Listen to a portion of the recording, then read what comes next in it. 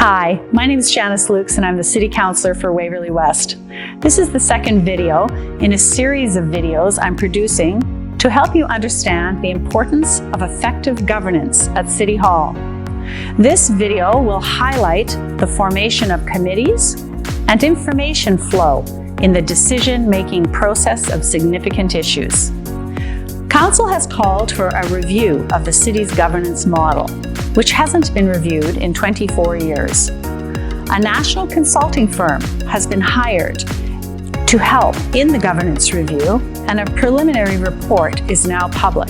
The firm conducted a cross-jurisdictional review of the governance models of 9 Canadian cities and looked at current practices as compared to Winnipeg's governance model.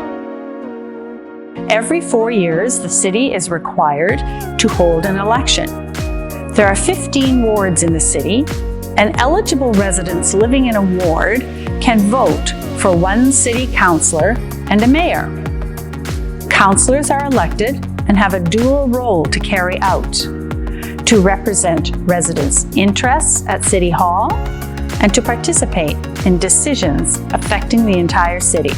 At the first meeting of council following an election, the 15 councillors and the mayor meet for the committee formation process. The mayor appoints 6 councillors to chair the policy committees. This group is known as the Mayor's Executive Policy Committee, or EPC. The mayor also appoints a deputy and acting deputy mayor. Virtually all of these mayor-appointed roles come with a significant salary increase, a committee budget, and access to private report briefings on a regular basis.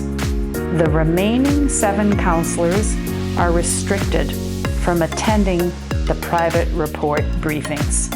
Councillors work with the public service, experts in their field, to develop policies to solve complex issues and to set direction for the city. The public service presents their recommendations in the form of reports, which council then votes on. But before a report goes public for council to vote on, there is much behind-the-scenes involvement by the mayor, EPC, and the deputy and acting deputy mayors.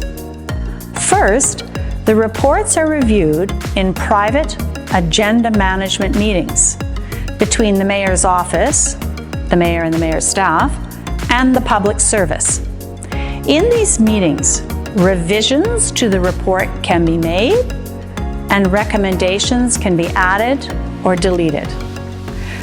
The report then moves to the private report briefing meeting with the mayor and EPC members, plus the 2 deputy and acting deputy mayors.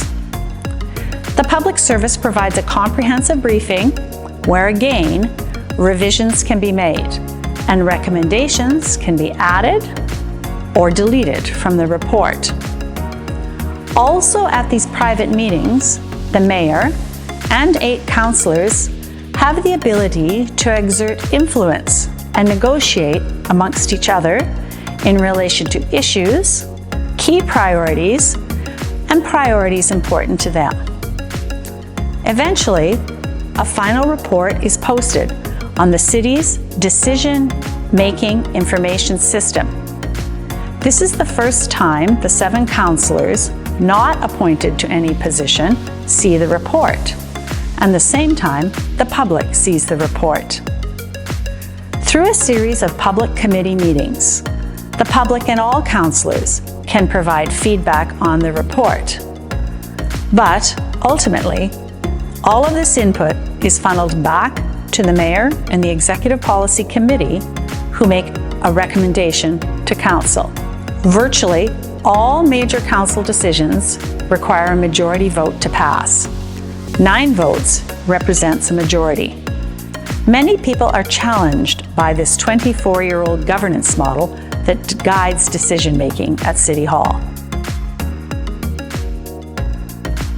The preliminary findings report identifies that no other city in Canada has a governance model like Winnipeg.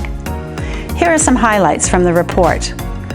7 out of 9 cities do not have a mayor appoint council committees.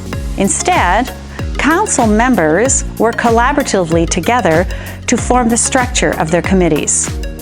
No other city in Canada allows private meetings with select council members to make changes to public service reports before coming public. And no other city in Canada has an executive policy committee where committee decisions are funneled back through the mayor and the executive policy committee before a final council vote. None. Every councillor is democratically elected to represent the residents of their ward and participate in the city-making decision process. There is great value in having equal access to information and fair representation for residents. And there is great value in having equality in a structure to create collaboration versus division. I know we can improve the current governance model we operate under to allow better representation for the citizens of Winnipeg. My next video will focus on more structures in the governance model that impact the decision-making process. Thank you for your time on this very important issue.